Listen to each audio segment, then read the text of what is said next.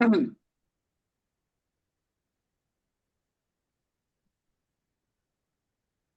morning, everyone. Good morning, everyone joining us on this program. Today on the State of the Igbo Nation series, here on JJ Media TV, we explore how remembrance and thanksgiving can help reshape not only spiritual consciousness, but also moral courage, societal cohesion, and civic engagement in our communities. The Igbo World Day of Adoration and Thanksgiving proposes more than a ritual moment. It suggests a moral recalibration, calling in the Igbo to reflect on history, to seek divine wisdom and cultivate values that can sustain peace, justice, and communal flourishing. With roots in deep theological reflection and national leadership, today's guest brings insight from both the pulpit and the public square. My guest today is Archbishop David Okechukwu Chikezie Onuoha, the Archbishop of Province of Owerri and Bishop of the Diocese of Okigwe South of the Church of Nigeria Anglican Communion.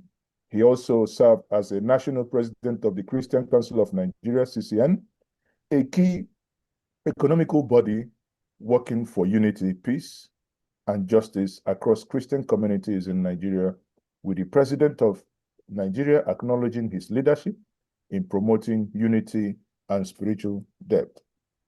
His Eminence, you're welcome to this conversation here on JD Media TV.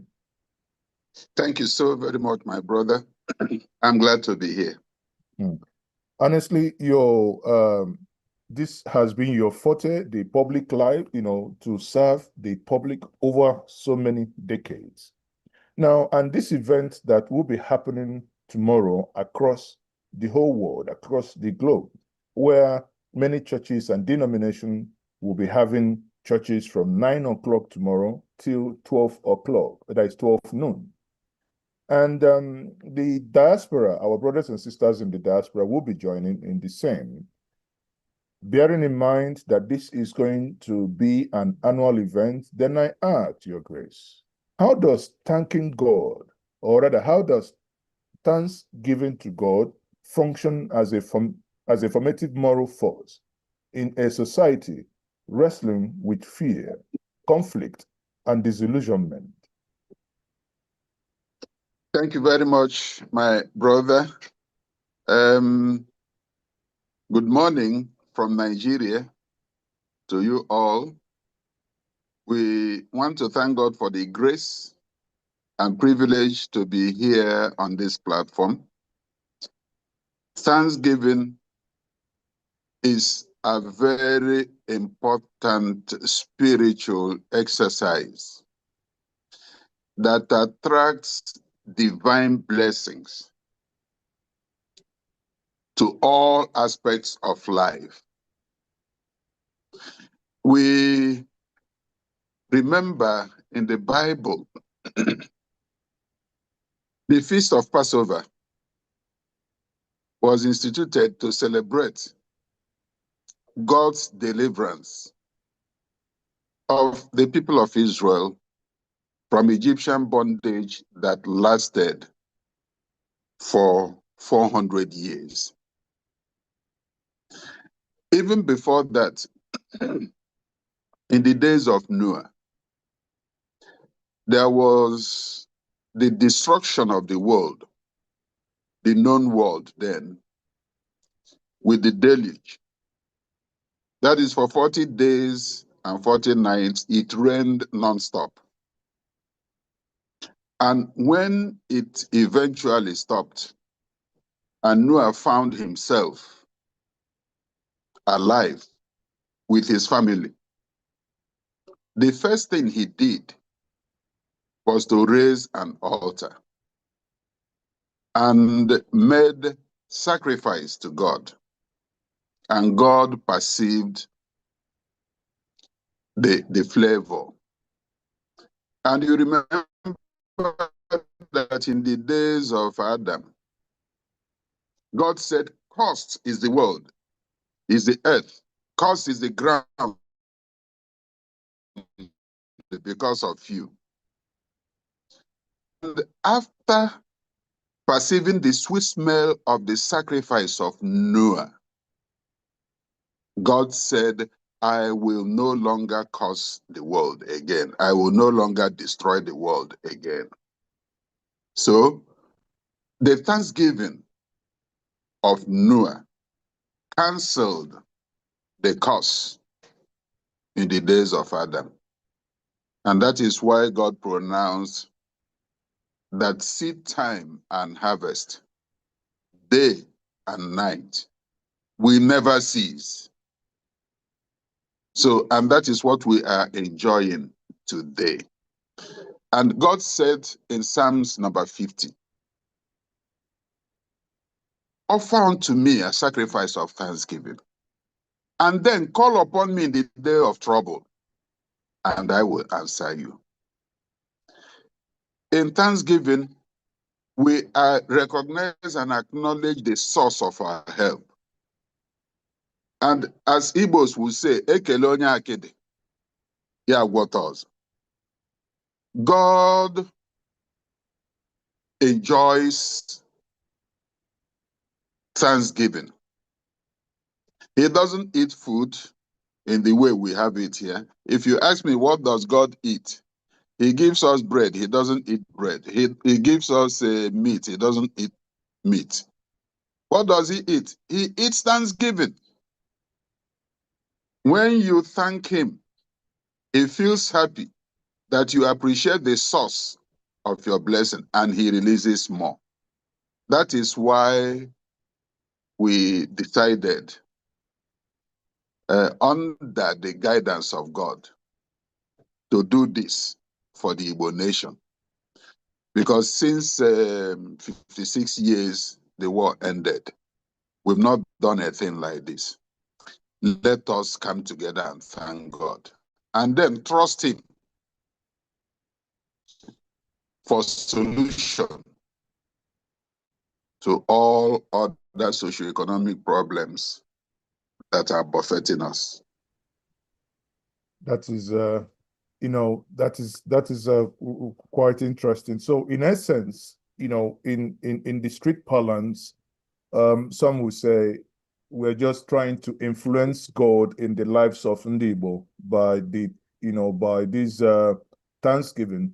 But one would actually ask, but on an individual level, a lot of Igbo, they've been thanking God. Many of the bishops, the pastors, people have been praying to God since 56 years. What difference does this particular collective thanksgiving make that the individual thanksgiving that we've been given to him hasn't? The experience of war, Nigerian civil war, was not an individual experience. And the target of that war were not individuals. It was targeted against the Igbo nation. It was aimed at annihilating the Igbo nation. If not for the intervention of God, there wouldn't have been anything like Igbo nation today. So, much as individuals have been thanking God for various individual favors they received from God, coming together as a people whom God delivered in 1970 is very, very important,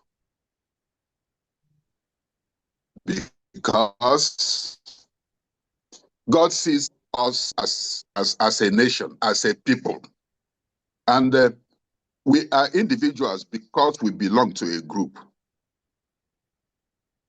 And it is very, very necessary and important that we come together as a group and say, God, we thank you. Individuals have been doing their own, but this collective one, if I would say, is the most important. Okay, that makes a lot of that. I mean, I agree with that argument. The war was a collective, and the Thanksgiving we should also be a collective. Now, if I piggyback a little bit to the war, then I say that many remember the Civil War as trauma. How should Ndi Igbo integrate this Thanksgiving into historical consciousness without diminishing the pain of the past? Now, if we miss or we lose sight of our past, there is no way we can discover the roads to the future. So we all live today and hope for tomorrow in the light or from the light of the past. The past illuminates both the present and the future.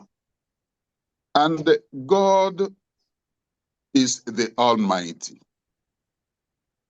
As I have quoted here from Psalms number 50, offer unto me a sacrifice, and then call upon me in the day of trouble. I will deliver you. What we are trying to do or to achieve with this Thanksgiving is to elicit the benevolence of God, so that our economic and social woes will also receive his divine attention. We want to create the consciousness that it was God that delivered us from the war. There is this urge now to go back to our past, in terms of worship. Yeah. Let's bring back the gods of our fathers. Let us do this, do that, do that. I think such a thing annoys God, because he was the person that delivered us. The gods of our fathers, the shrines, the priests of those days, and the war affected them adversely. So most of them were destroyed by the war. But God, in his infinite mercy, delivered us. He delivered us for a purpose. You know that he loves the Igbo nation greatly. He loves the Igbo nation greatly. He wants to establish us at a point that we become the envy of the world. My brother, come to think of it, a people that received only 20 pounds after the war, irrespective of how much you had in the bank. Correct. 20 pounds. And at the same time, the indigenization policy came up, which means that the Igbos were tactically excluded. Cut out entirely. Completely. And look at this Igbo nation coming up,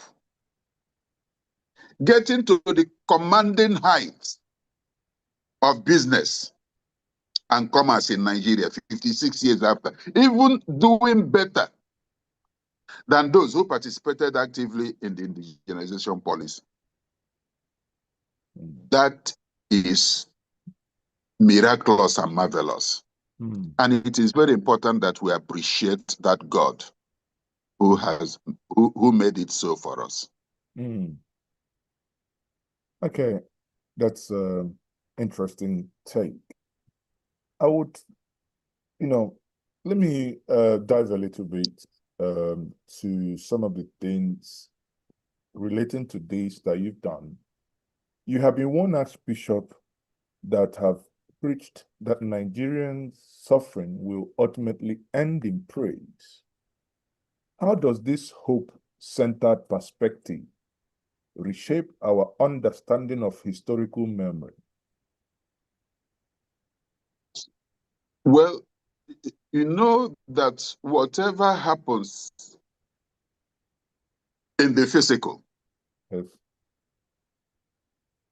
is first of all established in the spiritual. In other words, it is the spiritual that controls the physical. If we get the spiritual perspective and perception right, it will naturally affect everything, both commerce, both education, both business, and whatever. Prosperity, genuine prosperity, all-round prosperity. That is what we get when we align properly with the spiritual. And the spiritual here is the Almighty God. The psalmist says that the earth is the Lord's and the fullness thereof. And God does not operate with human principles. Let me give you an example. The deluge, the flood that destroyed the world in the days of Noah. When you look at it, people who climbed up the trees and other high elevations were brought down by the flood and they drowned. Correct. But have you realized that it was that same flood that was propelling the Ark of Noah? One incident, as it were, different experiences. Because God was with Noah, the flood was just propelling his ark. And at the same time, that same flood, drowning people, submerging houses.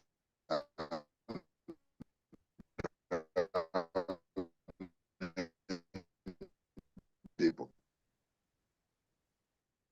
That is why we say that we walk by faith, by sight. God can change, even walk through a bad economy in the eyes of men to prosper his people.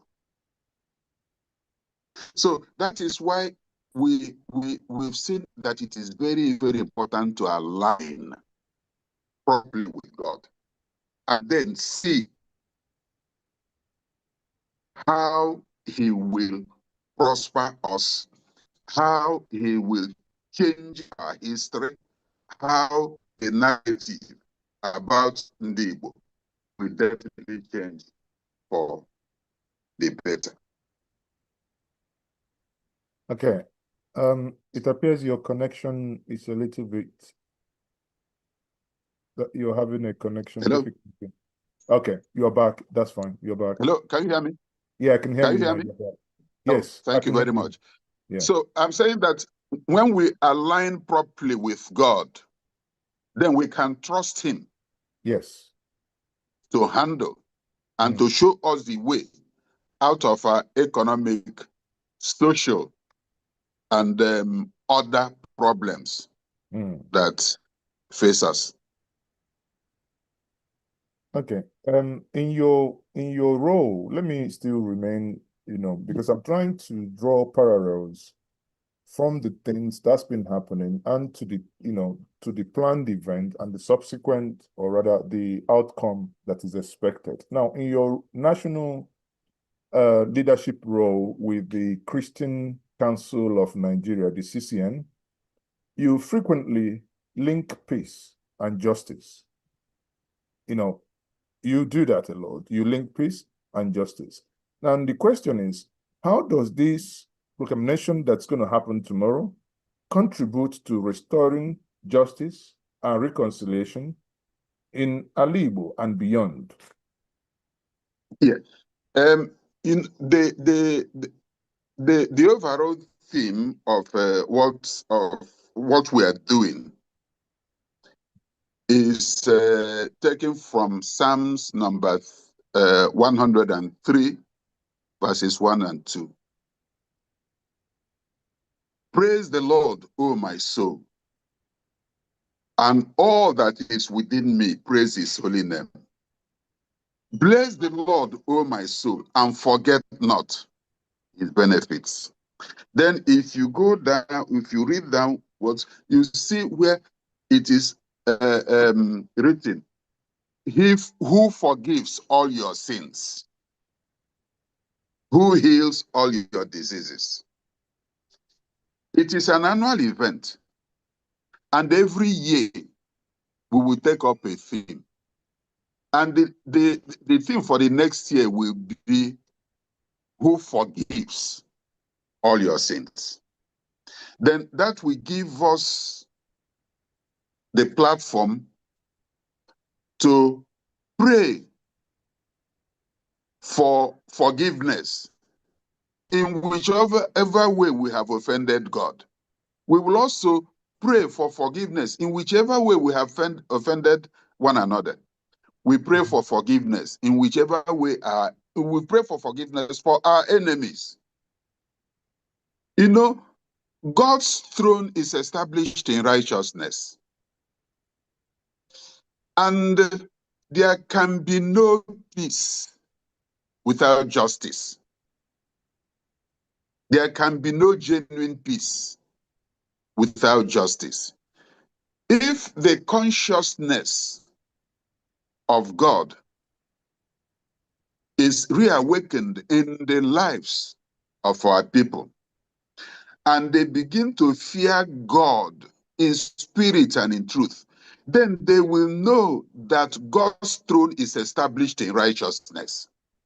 And that consciousness will enable them to do the right thing. And doing the right thing will bring peace naturally. So it is a trend, and we are just starting the journey. Eventually, we will move with this and address every aspect of human life and see how we can encourage the people to realize the fact that God is the owner of this world. And if we please him, it is to our own benefit. If we displease him, we are the ones to bear the consequences. So both in Nigeria and Igbo land, don't talk of peace where there is no justice. Don't talk of peace where there is no justice. I mean, look at this harmony in the labor industry. My brother, we have our resources as a nation come from a source, and the major source here now is oil. It belongs to all of us. But do you think that there will be peace in a nation where a legislator, for instance, a senator, his annual salary and entitlements, a medical doctor working in a public health sector, can never see that all his career as a medical doctor? Now, do you think that with this systemic injustice and structural imbalance, that there will be peace? I don't think so. So the earlier we see the need for justice and peace being built on justice, the better for us.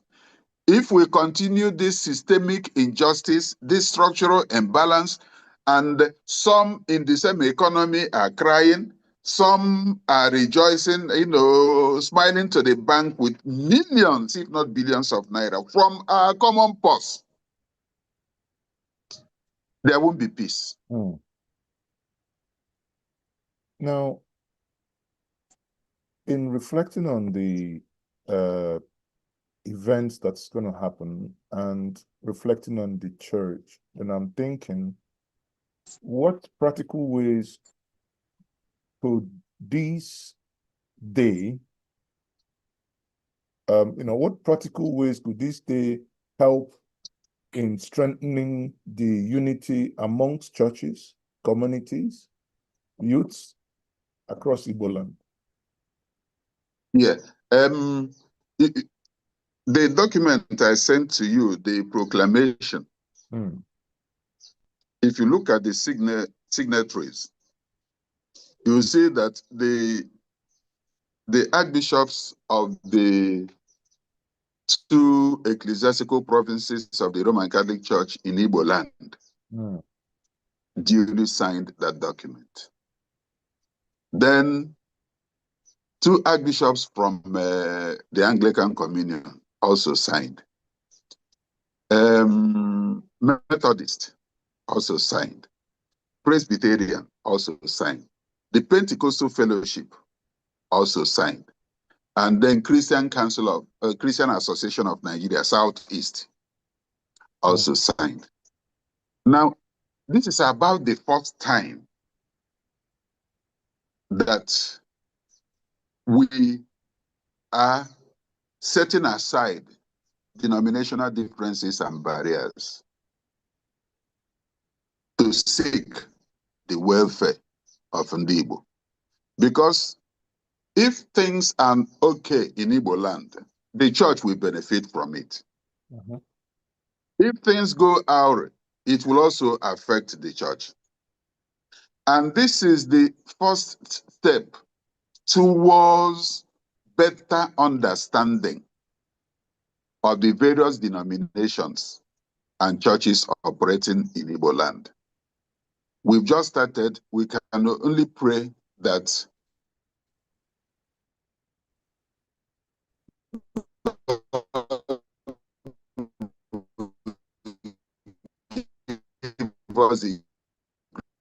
us to build on the little we have buy together, and everyone accepting this project and buying into it. So after this, we will come back to the drawing board to review the past and then map out a new strategy. And I believe that in the next 2, 3, 5 years, with this understanding and fellowship, we will create a better understanding of the various denominations that will help Igbo land and its people. So it would be fair to say that. Hello? Yeah, I can hear you now. I said it would be fair to say. Hello? I can hear you now, sir. I can hear you. Can you hear me? Okay. Can you hear me now? Right. Can you hear me? Okay. I can hear you clearly. Okay. Yes. Yeah, okay. Because I think the network is kind of clearly, yes. Okay. We'll be rounding up shortly. I can hear you. Okay. So I think it gladdens my heart to note that from what you have said, that this proclamation has already started yielding fruit. Even at its infant, it's already started bringing the churches together. So we hoping that in the next couple of years, churches, communities, youths across Igbo land will now be cemented into one. Now, religious leaders are often called to speak into national lives, into national life. How can these observance help drive responsible public leadership and ethical citizenship? I say this, understanding because you mentioned before what people in the National Assembly earn and what a medical doctor earn, in a lifetime may not necessarily earn what one or the other earned in a year. Understanding this, then I fuse into my question, where is the place of our elected leadership and traditional institution in these proclamations?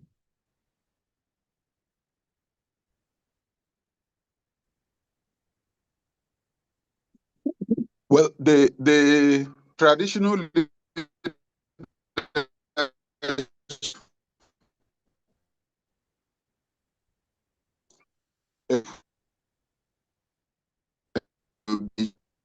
we call it jointly. I can hear Are you. you there? Yes, I can hear you. Hello? I can hear you, sir. I can hear you. Okay. We call it joint body. Okay. It's a joint body of traditional rulers, religious leaders, and of civic leaders. Abo, His Royal Majesty of Nature is our leader. There, we try to articulate and reflect on issues concerning Igbo land. And we try also to reach out to the political leaders. Unfortunately, we've not gotten the desired buy-in from the political class. And that we intend to work on more vigorously. And we believe that with time, they will come to work with us and partner with us for the good of Igbo land. As a church, we will continue to advocate for a reformed electoral system because most of the leaders we have today, political leaders, we didn't give them our votes. Most of them manipulated their ways into offices. I can give you a clear example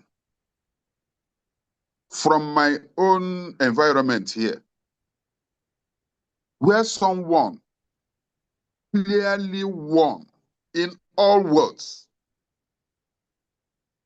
the seat for Federal House of Representatives.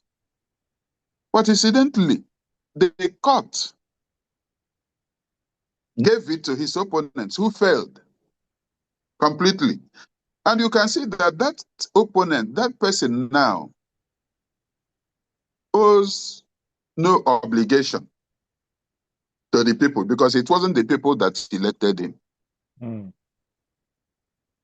And if he wants to do anything, he will just settle the courts that gave him the seat. Not until power returns to the people, we will not make any headway. And the church is there to teach, to enlighten, to educate the people. But after teaching, after period of enlightenment, after educating the people on how to vote responsibly, they will file out on the election day, cast their votes. But some people will be in an air-conditioned room, filling the result sheet and declaring whoever they want to declare. And they will take it to the court and the court will stamp it. that will not take us to anywhere. So as a church, we are determined to assist in evolving a new electoral process, a new voting culture, so that we will have representatives. There is a way I describe it in Igbo language. Most of ndị nwere ugbu a awụghị ndị nnọchite anya. Ha awụ ndị nnọchi anya. Ha gara dị anọchi anya instead of ịnọchite anya. That is why they are not accountable to anyone. That is very good. I must note that ndị o nwere ihe dị iche na ndị na-anọchi anya anyị na ndị na-anọchite anya anyị. Yes. That's a very good one. Okay. Collectively, Nigeria faces challenges such as insecurity and corruption. In what ways does reanchoring a people in thanksgiving and moral discipline help confront these crises? I mean, in 2 minutes, because we're rounding up, if you could. Thank you very much.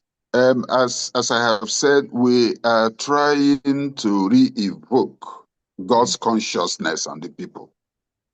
And if people are conscious of God and the teachings of the Bible, do unto others as you would want others to do unto you. Love your neighbor as yourself.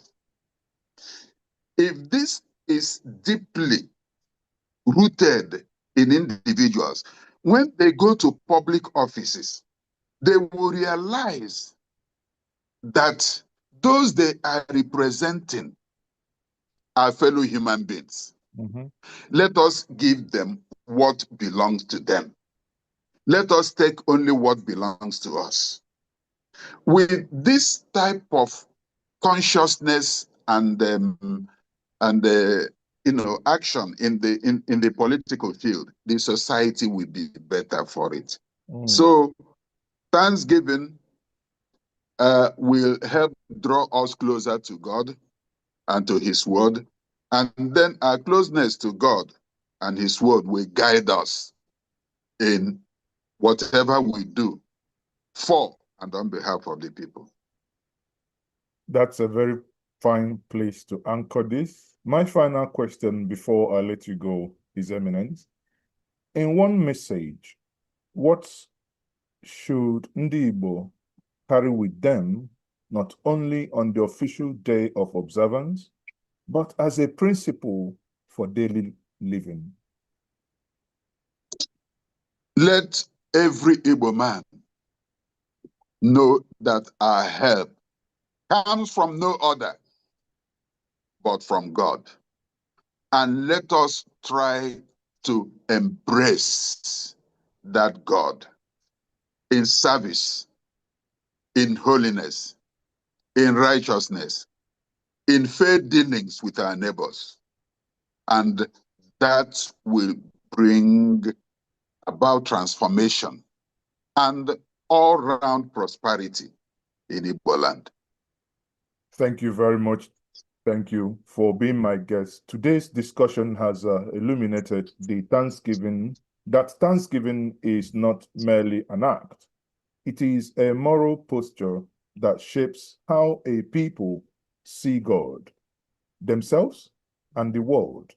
The Igbo World Day of Adoration and Thanksgiving challenges Ndi Igbo to rebuild the moral foundation of our society, to pursue peace with justice, to replace bitterness with purpose, and renew citizenship with virtue. My special thanks goes to Archbishop David Okechukwu Chikezie Onuoha, the Archbishop of Province of Owerri, Bishop of Okigwe South, and the National President of the Christian Council of Nigeria, for his powerful insight. I am your host on this. State of the Igbo Nation series.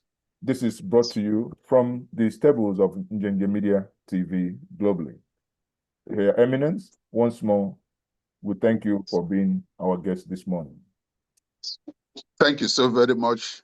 And Congratulations on the good work you are doing for Ndi Igbo and the entire human society. May God continue to bless and encourage you. Thank you very much. We appreciate that.